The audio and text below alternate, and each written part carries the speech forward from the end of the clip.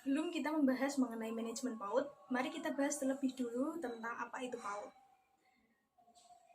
PAUD merupakan upaya pembinaan anak sejak lahir sampai usia 6 tahun melalui pemberian rangsangan pendidikan untuk membantu pertumbuhan dan perkembangan jasmani dan rohani agar anak memiliki kesiapan dalam memasuki pendidikan lebih lanjut.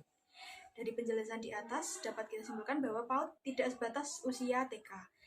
Namun, sejak lahir hingga anak itu berusia sampai dengan 6 tahun, namun pembelajaran PAUD tidak boleh dilakukan asal-asalan. Dibutuhkan manajemen PAUD agar pembelajaran PAUD bisa berjalan dengan baik. Apa itu manajemen PAUD? Inilah pengertian manajemen PAUD menurut para ahli. Menurut Fahri Ulfah, manajemen pendidikan anak usia dini adalah sebuah usaha untuk mengelola, mengatur, dan mengarahkan proses dari interaksi pendidikan antara murid, guru, lingkungan yang direncanakan dan dijalankan dengan sistematis untuk meraih tujuan dari institusi pendidikan anak usia dini secara efektif dan efisien. Yang kedua yaitu menurut Jus Indrawan, manajemen PAUD adalah suatu kegiatan atau rangkaian kegiatan yang berupa proses pengelolaan usaha kerjasama antara sekelompok manusia yang tergabung dalam organisasi pendidikan agar kegiatan dapat terlaksana dengan efektif dan efisien sehingga tujuan pendidikan dapat dicapai sebagaimana yang diharapkan.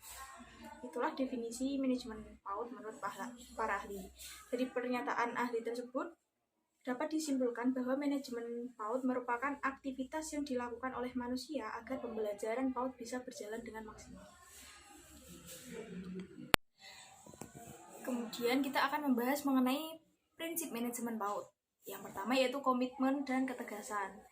Komitmen ditujukan kepada kesanggupan kepala sekolah dalam memajukan lembaganya.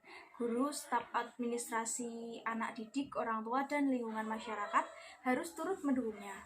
Mereka harus memiliki komitmen yang kuat untuk mengoptimalkan tumbuh kembang anak sesuai dengan tugas masing-masing. Seorang kepala sekolah sebagai pemimpin PAUD juga harus memiliki ketegasan terhadap semua komponen manajemen yang dikelolanya. Yang kedua yaitu profesionalisme. Profesionalitas berkaitan dengan kedisiplinan menjalankan lembaga sesuai dengan standar prosedur yang berlaku. Lembaga PAUD yang dikelola dengan profesional akan lebih unggul dan tampak lebih rapi, disiplin, teratur, dan jelas dalam melaksanakan program.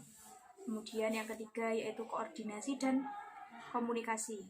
Dalam lembaga PAUD pasti melibatkan banyak komponen sumber daya manusia.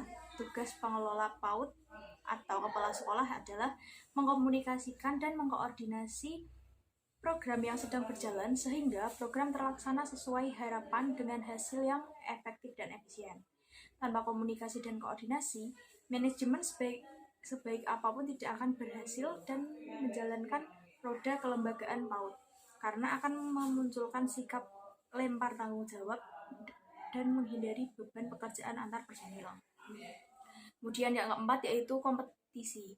Seorang kepala sekolah yang baik harus membebaskan guru-guru dalam mendidik anak-anak tanpa campur tangan yang dapat mengganggu seorang guru dalam menjalankan tugasnya.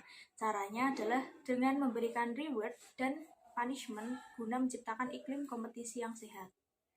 Kemudian fungsi manajemen PAUD yaitu yang pertama perencanaan. Perencanaan dalam penyelenggaraan pendidikan anak usia dini sudah dituangkan ke dalam visi misi lembaga dan strategi untuk mencapai tujuannya.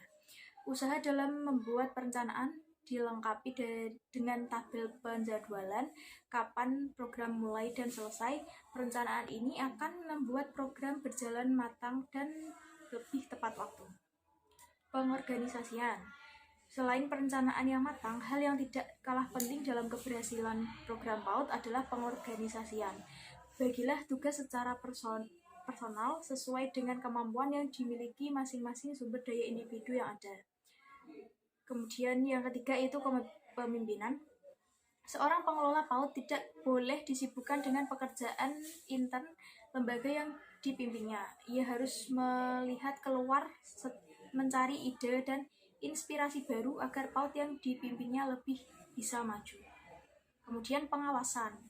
Dengan adanya manajemen PAUD, pengawasan akan lebih mudah karena pengelolaan PAUD akan membagi pekerjaan terhadap individu-individu yang terlibat guna mencapai tujuan. Sebuah rencana program harus diawasi, dikontrol, disupervisi yang tujuannya bukan untuk menilai baik atau buruk, akan tetapi seorang kepala sekolah harus memberikan motivasi, arahan, dan lebih mengoptimalkan lagi hasil kerja yang dicapai para individu. Demikian yang bisa saya sampaikan. Saya Nikmatul Hayati. Terima kasih. Wassalamualaikum warahmatullahi wabarakatuh.